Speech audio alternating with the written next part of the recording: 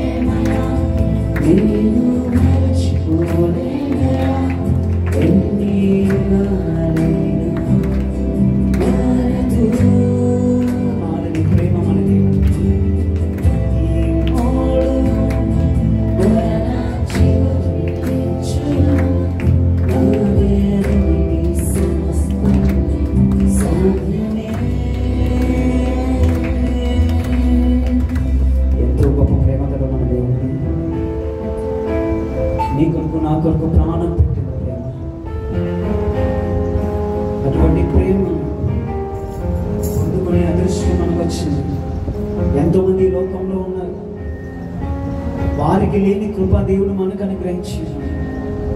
వారికి లేని భాగ్యం దేవుడు మనకు అనుగ్రహించినాడు. ఆయన కృప చేత దేవుడు మనం బలపరుస్తున్నాడు. ఆయన కృప చేత ఆయన మనం దర్శిస్తున్నాడు. ఆయన కృప చేత మనం నడిపిస్తున్నాడు.